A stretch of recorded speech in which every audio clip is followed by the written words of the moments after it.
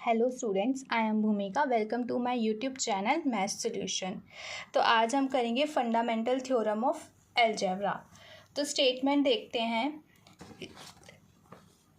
A P of Z is a non constant polynomial, then there is a complex number a with p of a is equals to 0। एक statement तो इसकी ये है और दूसरी क्या है कि if P of Z is equals to A not plus A one Z plus A two Z square plus A N Z N, a n is not equals to 0 and n greater than equals to 1, then there exists a point a in complex plane such that p of a is equals to 0। कि p of z क्या है, एक non constant polynomial है। Non constant polynomial क्या होता है, देखो non constant polynomial किस टाइप का होता है, जैसे कि यहाँ पे लिखा है ना P of Z is equals to A not plus A one Z plus A two Z square plus A N Z N. Okay, या हम अगर ऐसे एग्जाम्पल ले लें तो किस तरीके का हो जाएगा, जैसे कि हो गया 3z+1, इस टाइप का। मतलब कि जहाँ पे यहाँ पे क्या होगा, जो हमारा आउटपुट है वो किस पे डिपेंड करेगा, z की वैल्यू पे डिपेंड करेगा। हमारा आउटपुट यहाँ पे किस पे डिपेंड करेगा, z की वैल्यू पे करेगा। और जो कांस्टेंट पॉलिनॉमियल हो गया वो जैसे 3 हो गया, 3 प्लस आयोटा हो गया, इस तरह का जो हो गया वो हमारा कांस्टेंट पॉलिनॉमियल हो गया। और नॉन कांस्टेंट पॉलिनॉमियल हो गया इस टाइप का, जैसे आपको दे भी रखा है यहाँ पे कि जो पी ऑफ जेड है वो कैसा है, ए नॉट प्लस ए वन, इसी टाइप का है ना, देखो इस तरीके से। तो क्या होगा कि then there is a complex number A, कि एक कॉम्प्लेक्स नंबर ए होगा विथ की जो पी ऑफ ए होगा वो क्या हो जाएगा, इक्वल्स टू 0 हो जाएगा। सेकेंड स्टेटमेंट में भी यही है, पी ऑफ जेड आपको नॉन कांस्टेंट पॉलिनॉमियल ऐसे लिख रखा है, यहाँ पे बता रखा है कि किसके इक्वल है, वही मतलब है सेम। एंड जो हमारा ए एन है वो क्या है, नॉट इक्वल्स टू 0 है। एंड एन क्या है, वो ग्रेटर देन इक्वल्स टू 1 है। तब क्या पॉइंट एग्जिस्ट करेगा, एक पॉइंट एग्जिस्ट करेगा कॉम्प्लेक्स प्लेन में सच दैट कि पी ऑफ ए क्या हो जाएगा, वो हमारा इक्वल्स टू 0 हो जाएगा। अब हमें क्या ये प्रूफ करना है कि जो पी ऑफ ए है वो इक्वल्स टू 0 है। तो अब हम सपोज करेंगे ऐसा नहीं है, कॉन्ट्राडिक्शन निकाल देंगे, बस इतना ही करना है इसके अंदर। तो हम लेट करते हैं कि जो पी ऑफ जेड है वो क्या है हमारे पास, a not plus A one Z plus A two Z square plus A N Z n. And a n क्या है वो हमारा नॉट इक्वल्स टू 0 है and n is greater than equals to 1। Assume करते हैं, एज्यूम दैट कि जो P of Z है वो हमारा क्या है, नॉट इक्वल्स टू 0 है। दैट इज़ कि जो पी ऑफ जेड है उसके पास क्या है कि has no 0 for all points in complex plane. ठीक है, अब हम मतलब कि इसे लेट करके चल रहे हैं या फिर ये कर देंगे कि हमारी जो हमने जो सपोज किया वो गलत है, P of A is equals to 0 है।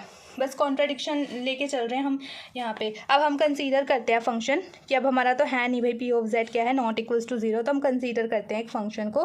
Consider the function F of Z. हमने एक फंक्शन कंसीडर किया कि वो क्या है, किसके इक्वल है, 1/p ऑफ जेड के।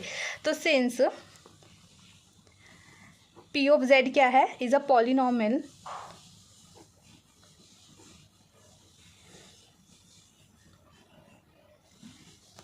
P of z is a polynomial of degree n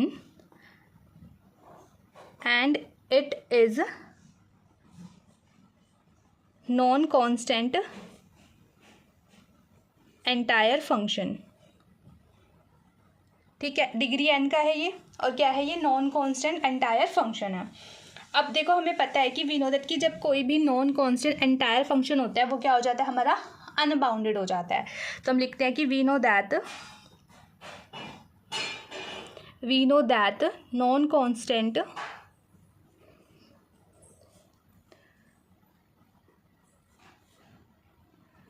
entire function is unbounded. ठीक है, नॉन कांस्टेंट एंटायर फंक्शन क्या होता है, वो अनबाउंडेड हो जाता है। तो देयरफॉर हमारा जो पी ऑफ जेड है वो भी क्या है, नॉन कांस्टेंट एंटायर फंक्शन, तो ये भी क्या हो जाएगा, तो देयरफॉर जो पी ऑफ जेड हो जाएगा वो क्या हो जाएगा हमारा unbounded.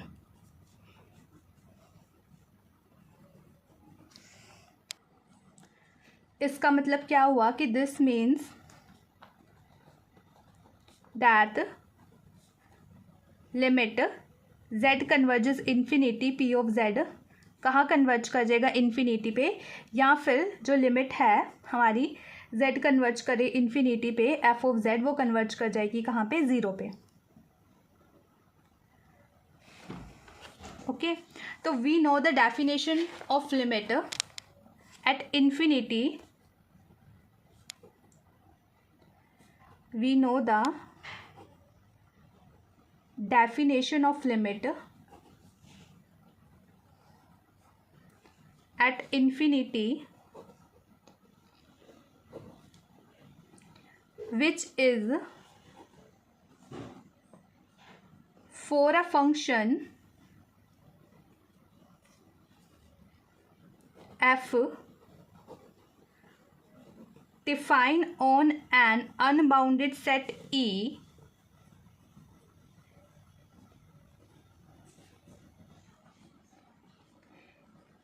in the complex plane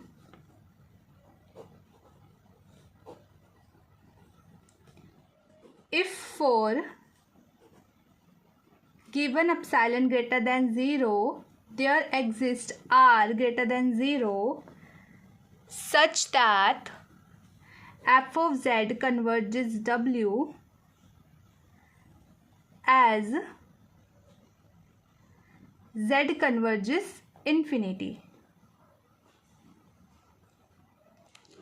तो क्या है कि जो डेफिनेशन है limit at infinity, definition of limit and infinity which is for कि एक फंक्शन है जो फंक्शन एफ है जो डिफाइन हो रहा है अनबाउंडेड सेट ई पे, किस पे, कॉम्प्लेक्स प्लेन पे, कि for given epsilon greater than 0 क्या एग्जिस्ट करेगा, एक आर जो कि क्या होगा ग्रेटर देन 0 होगा, सच दैट कि जो एफ ऑफ जेड है वो कन्वर्ज करेगा हमारा डब्ल्यू पे, एज हमारा जेड कहाँ कन्वर्ज करेगा, इन्फिनिटी पे। तो हम कैसे लिख सकते हैं इसको, and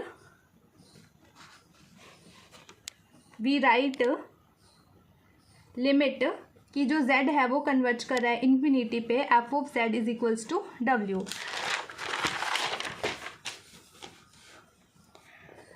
Thus there exists a real number r greater than 0 such that कि जो हमारा mod of f of z है वो क्या हो जाएगा हमारा less than equals to epsilon, whenever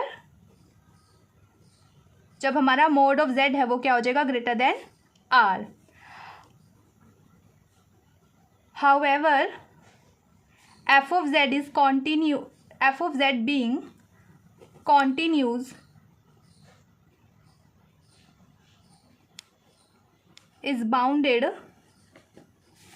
in mod of z is less than equals to r। तो हम क्या कंक्लूड करते हैं कि जो हमारा f of z है वो बाउंडेड एवरीवेयर है, कि we conclude that f of z is bounded everywhere. अब हमारा देखो f ऑफ z क्या था, वो एक एंटायर फंक्शन था और एक बाउंडेड भी हो गया। तो अब हमने लिवलीज थ्योरम यूज़ करनी है जो मैं लास्ट वीडियो में करवा चुकी हूँ, लिवलीज थ्योरम लास्ट वीडियो में करवा चुकी हूँ, आप प्लेलिस्ट में से देख सकते हैं। तो bye लिवलीज theorem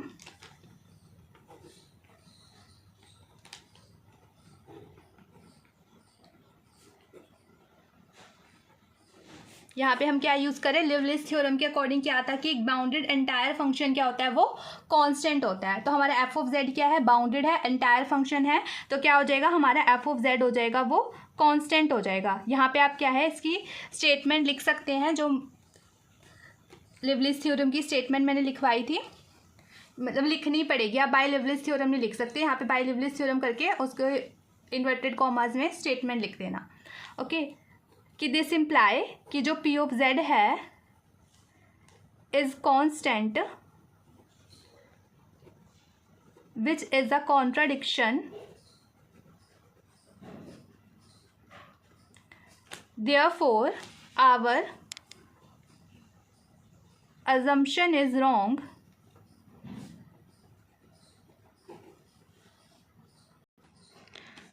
therefore P of Z must have a 0 in complex plane. Therefore, if P of A equals to 0 for some A, then we call it as it's 0 or the root of P of Z is equals to 0. तो यही prove करना था हमने इस theorem में. यहाँ पे ये थ्योरम कंप्लीट होती है. बाकी की थ्योरम हम नेक्स्ट वीडियो में करेंगे. आज की वीडियो में इतना ही.